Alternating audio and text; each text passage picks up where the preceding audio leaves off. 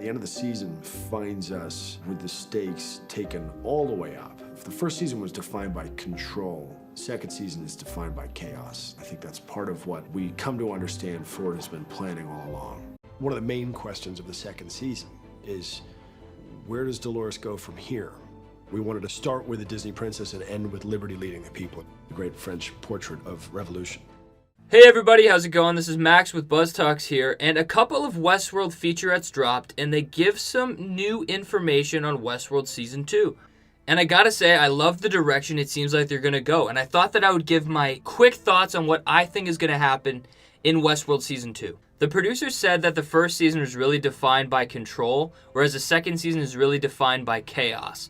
And I think we're really gonna be seeing that in Westworld. We have hosts from sublevel B83 that seems like they have no backstory. They're just an army. And we've seen Clementine in that army, and it's possible that Abernathy may also be in that army. The problem with these characters is that they are shells. There's nothing to them, and Ford told them to shoot at the crowd based on his storyline. But what are they going to be after the storyline is over? They need a form of suffering. They need some kind of backstory to help them pursue consciousness. Or they need an experience to allow them to push them in the direction of the maze. Abernathy is a huge asset because he has all this information about the park. And he's seemingly in the park free. So I think he's a giant asset to potentially Dolores and Bernard. But on top of the hosts from sublevel B83, we also have the regular hosts. Hosts that have personalities, that have stories, that are on their loops. And we're going to see, because of this chaos, they're not going to be reset. So these hosts are going to end up going off their loops and operating on their reveries, which is an update that was given to them by Ford, which allows them to look back on past memories, as well as they're going to be operating on improvisation mode. But the big issue in this whole story is there are going to be guests that are trapped in this park with the hosts. And we have to remember how big this park is. Sure, we see Ford shoot up all of the board of directors in this small town.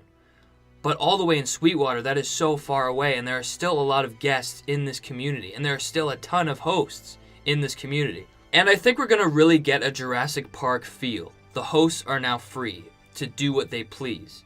And I think we're going to see some guests trying to survive. And that leads me to outside of the park, where the primary objective is to rescue these guests. We have to remember that this park is a business. And in order to keep the place running, they need to ensure that their customers are safe.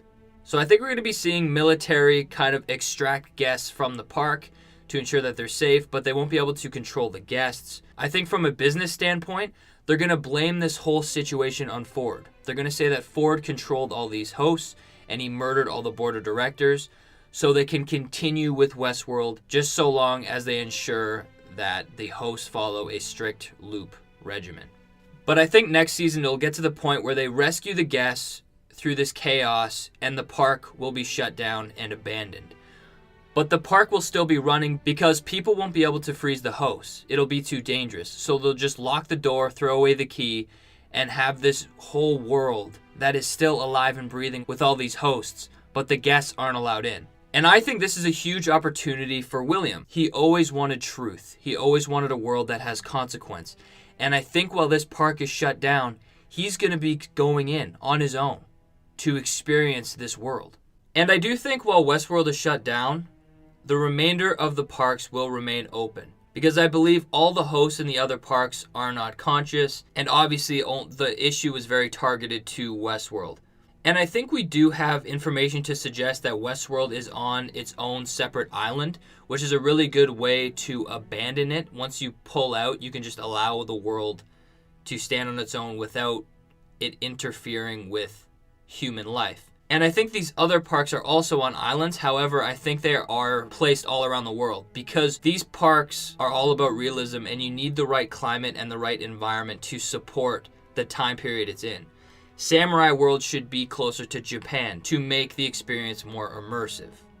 And these parks will remain open, and the hint that we got about Samurai World or Shogun World, I think is a hint that we are going to be seeing another world in Season 2.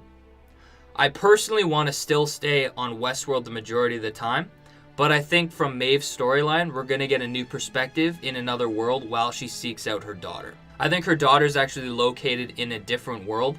I actually don't think that it's Samurai World. I think Samurai World was just to show people that there are more worlds. But there is a host that has seemingly found the center of the maze, and it's not Dolores, but Bernard. And I think Bernard is key in this next season. He really took on Ford's mantle.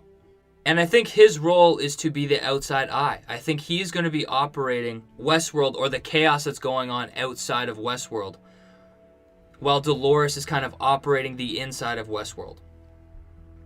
I think Armistice and Hector are definitely going to be back. I think the post-credit scene of the season was actually kind of hinting at that.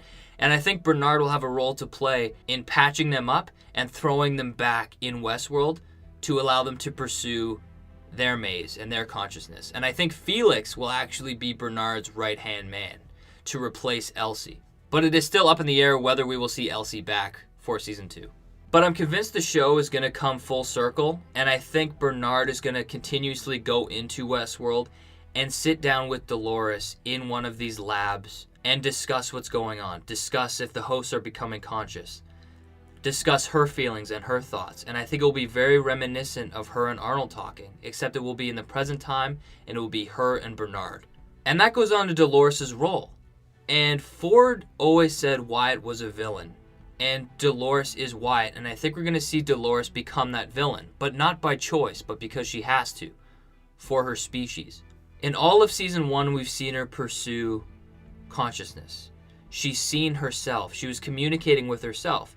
Every time that we saw her in the blue dress, we were seeing a visual representation of her inner dialogue with herself. And at the end of the show, she told herself that she has to kill Ford.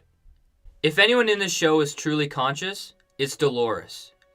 And she's actually going to have to become the Judas steer. She's going to have to be the cow at the head of the pack, leading the herd. And unfortunately, she's going to have to do that with suffering. And unfortunately, she's going to have to lead them to the slaughter. And that is her role. She has to be the new Man in Black. She has to cause these hosts so much pain. Like William, he caused Maeve so much pain that she could never let go of the moment that he killed her daughter. And that's what Dolores has to become to allow these hosts to pursue consciousness.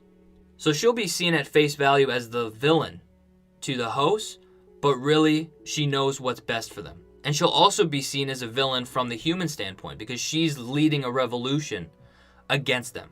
And what I love about Dolores' story is that she has no admin rights like Maeve. Maeve can just control hosts, and Dolores really has to get into their psyche, not using technology, not using control, but she has to be the Judas steer to lead them in the right direction so they can find it themselves. And all of this is left by Ford. We didn't see Ford's storyline in season 1. We only saw the beginning. Ford's whole storyline is going to stem across season 2, and potentially the whole series. In his speech, Ford said that the story begins in a time of war with a villain named Wyatt, and that the killing is done by choice. Dolores finally reached the center of the maze and found true consciousness, and made the decision to kill Ford. And this has huge ramifications, and this starts Ford's story. And he created the story for them to have the ability to uprise. And it's a birth of a new people, and his storyline is about the choices that they have to make. And as soon as that bullet went through his head, the war started between the human and the hosts. And none of the hosts have been able to make their own decisions yet. So now that Ford is gone, Dolores can set in motion her plan to have these hosts get on the gateway to the maze and allow them to make their own choices. And there are a lot of things in play with Ford's storyline for it to work. William is alive. Ford had to leave William alive to allow his storyline to truly work. He's a guy that wants the same thing for the park as Ford does, even though they have different motivations. And he has the most shares in the company, so he is the biggest asset, and it is key that he's alive. And it is imperative that Dolores reach true consciousness to allow this story to happen. That's why he relied on her having to kill him on her own volition. Because now she is the one who has to help these hosts reach consciousness.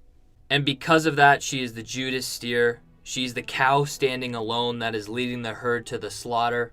And hopefully the slaughterhouse is enough to jumpstart these cows. To jumpstart these hosts to pursue their maze and their journey. But anyways, that is all I have to say for Westworld Season 2 right now.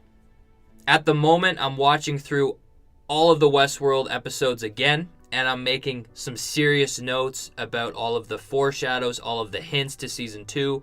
So later when I'm making Westworld videos, I'm coming to play. I know what I'm talking about, and I can give you the best, most informative information out there.